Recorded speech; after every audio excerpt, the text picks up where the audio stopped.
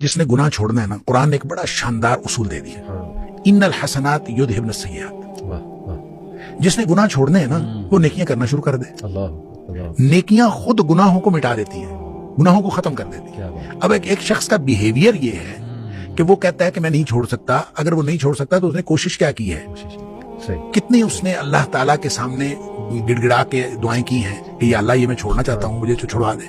कितनी उसने नमाजें पढ़ी, कितने उसने नवाफिल पढ़े हैं, कितने उसने कुरान पढ़ा है, कितना वो बदनजरी से बचने की कोशिश की है, कितना उसने क्या है कि उसके बाद वो कहे कि मैं छोड़ नहीं सकता। उसने अगर एक भी नेकी की हो, ये मुमकिन नहीं है। देखें, दो चीजें, एक है नेकी और फिर नेकी का रवैया, दूसरी चीज है बुराई और बुराई का रवैया।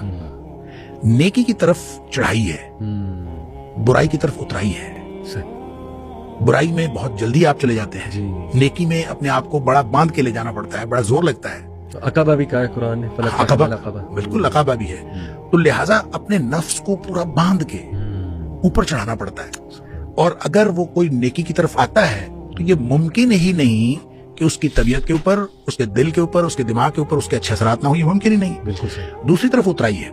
अच्छा, जाहिर है जो उतराई है ये बैक वक्त चढ़ाई और उतराई नहीं हो सकती। जी जी, ये बैक वक्त नहीं हो सकती। सही। जब चढ़ाई हो रही होती है तो उतराई के अंदर फर्क पड़ रहा होता है, आप दूसरी तरफ जा रहे होते हैं, अपोजिट डायमेंशन में आप जा रहे होते हैं। सही। और अगर आप जा रहे हो उतराई की तरफ तो फिर आपकी वो जो चढ़ाई है वो उतराई में बदल रही है और आप अपोजिट डायमेंशन में जा रहे हैं। सही। इसका मतलब ये हुआ कि नेकी और बदी दोनों बराबर एक जगह एक वक्त में नहीं हो रहे होते। बिल्कुल। जब नेकी हो रही होती है तो आप बदी से दूर जा रहे होते हैं।